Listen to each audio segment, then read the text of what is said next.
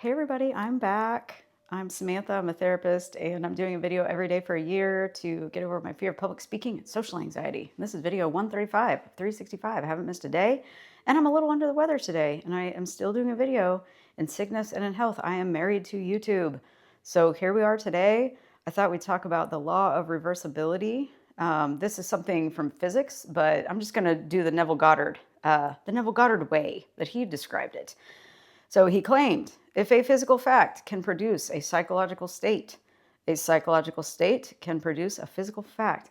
I love that. I can't believe I haven't brought this up yet. I don't think I've ever mentioned this in my 134 other videos. So this is wonderful. If a physical fact can produce a psychological state. So if you've got something in your life that you love to be around, a person, a thing, an item, possession, whatever, an event that happens, that is a kind of a physical thing that is producing a psychological state within you, right? So you have something in your life that excites you, that has produced the feeling of excitement inside you. That's a psychological state. That is a mental state that you are then emitting out, and you're feeling this feeling. You're generating it because of something outside of you. So the reverse is correct. When we produce a physical or a mental state inside of us, then that can produce a physical fact.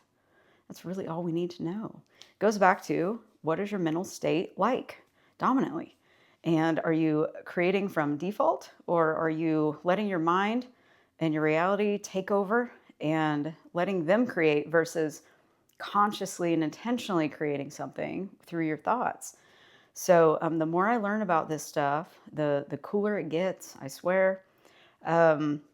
Imagination is everything. Imagination creates reality. So if that is true, then recognize that you are imagining all day long. Your imagination is running amok all day long unless you have control over it. And we have to do that deliberately. Because if you think about your life right now and you just think about how things kind of roll during your day, like it doesn't matter even what it is. It's like the radio that you turn on, or the phone call you get, or the text you get, or you're scrolling and you see certain things, especially with scrolling.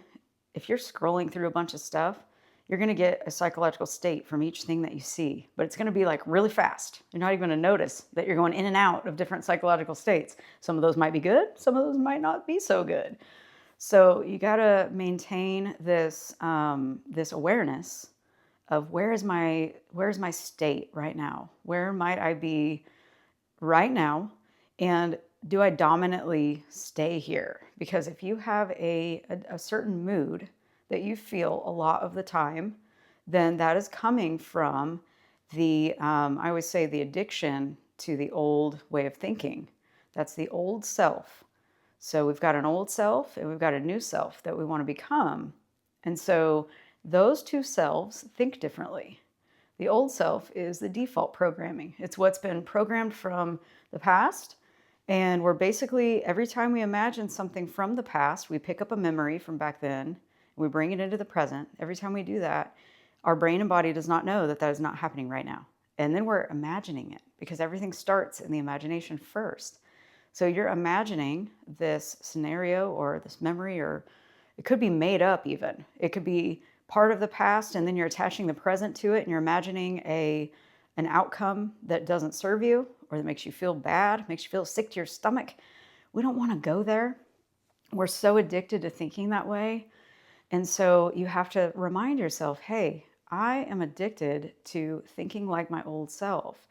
And maybe I've outgrown that old self. Maybe I want to feel different. And so you've got to decide, how, if I want to feel different, what would that feel like? What would the emotion be? How would I feel in my body? How would my mind feel? I always go to peace. I want to feel at peace. So what would that feel like? It would feel like ease, and it would feel like being calm, and it would feel like love almost too. That feeling of love, softness, just kind of like, like you can breathe, like you can take a rest. And that's kind of what peace is for me. And you start to kind of feel that way, just kind of practice it a little bit. And the more you do that, you're going towards your new self. And so that new self is going to think differently than your old self. So you've got to determine, okay, what's the difference in between the two selves here? What am I thinking dominantly that I need to let go of, make space for some new thoughts to come in? And then a thought you keep thinking over and over turns into a belief. So all your beliefs right now have been programmed into you, and you've just thought them so much that they became a belief and a belief system. System of beliefs is just a bunch of different beliefs, and they kind of go together and they create a system. And we've got to kind of chip away at some of those beliefs and figure out, okay, what is serving me, what's not. I don't care what you think is true or what's not true. Is it serving you or is it not? Because even if something is technically true and it did happen, thinking about it over and over is never going to serve you. So it's an addiction to thinking about those old things. I have been diagnosed with PTSD and generalizing anxiety disorder in the past. I do not have those anymore. So you can heal yourself of these things. And healing happens through change. You have to change first, and then healing just kind of happens on its own. It's pretty cool. So you have to change, and you have to change internally. When I learned that, I thought, oh my God, that is so amazing. That takes all the pressure off me, because I thought something was happening to me, like happening to me. And then when I heard it's happening through me and I have all the control, I was like, oh man, I got it now. Okay. And so then I just started practicing, and it took me a while to become really, really good at it. I'm still not like 100% the best at it, but oh my God, compared to, I had chronic PTSD, and chronic PTSD is like, you had a lot of bad things happen to you a lot of different times, and you could feel all those things popping up, and it didn't take over my life necessarily. I was always able to, live and do things, but I would avoid things and avoid people sometimes. And this was years ago. I kind of healed all of this quite a long time ago, because it used to be a lot worse. But when I found out about all of these things, law of attraction, law of assumption, when I doubled down on it and I learned what the laws are, and at least what they're reported to be.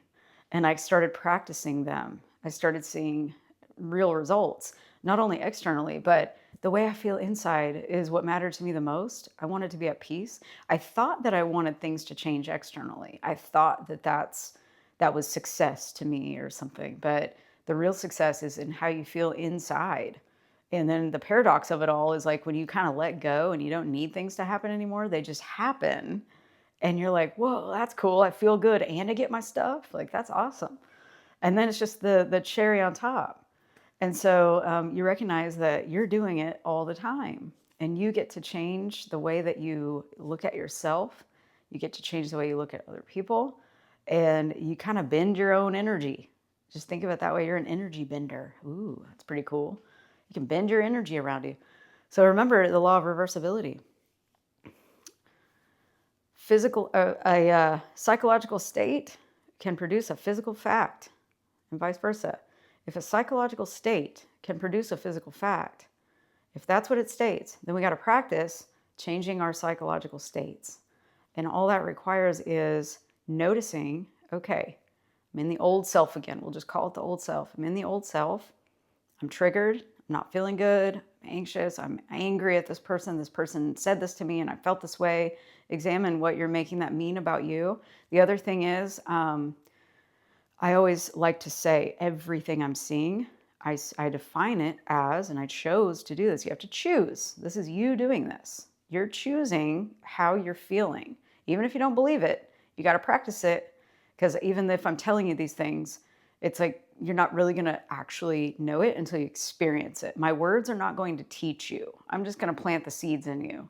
And then you got to water your seed that I planted, and it's going to bloom. And you're going to know exactly what to do as you move along. But you can't dig up that seed and say, man, we just planted this. Like, Sam just planted this in my head. Why isn't it growing? You got to water it and let it germinate and let it bloom. And you're going to see the effects of it. Don't trust other people. Trust your own evidence, what shows up for you. Trust that. And so you've got to create these states from inside yourself. like I've said before, imagine the outcome of something that you want. Imagine everything about it. Imagine yourself. How would you feel if you were this new self? What would you think about daily? What might you be doing? Get really outlandish with it. Think about like, I like to think about having just like I I'm very blessed and thankful that I created my life the way I have because my schedule is like super flexible. I can pretty much do whatever I want whenever I want to within reason. But like it wasn't always like that, but I can I as I have done this over the years, like I've seen how powerful this is. And so I would love to just like basically probably just like have a membership and do lives and do trainings and with you guys and just like do that during the week. And that would be my dream and sell some online merchandise. That's what I want to do because I used to do that when I was younger and I love it. It's so fun. And so I just kind of think about that and like traveling and filming while I'm, out traveling and just like things that I never thought that I would really want to do. I've started to think about, I wonder what would happen if I did that. And you just imagine it. Imagine something scary that you're scared to do right now that you're able to do without being scared.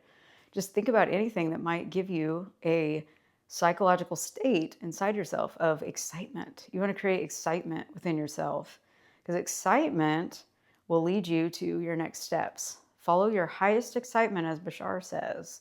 Every little, even if it's like a cup of coffee, or it's cleaning out a drawer, or it's going through your mail that's been sitting there for 3 days, or whatever it is, writing your first page of the book you're writing, anything that brings you a little bit of excitement, be like, okay, got that done. All right, what's next? And it'll lead you to certain steps you wouldn't have even thought that you needed to take or maybe wanted to take. And so you just practice these things. And one of the most powerful things you can do is before you go to sleep, pretend like you're that new person. Be doing in your imagination what that person would be doing and fall asleep doing it. And watch what happens. You'll see some glitches in the matrix. Be checking for them. You will see some weird things. This has been a very weird week for me, I must say, especially after that quantum healing session that I had on Friday. That was interesting. Check out my video from a few days ago.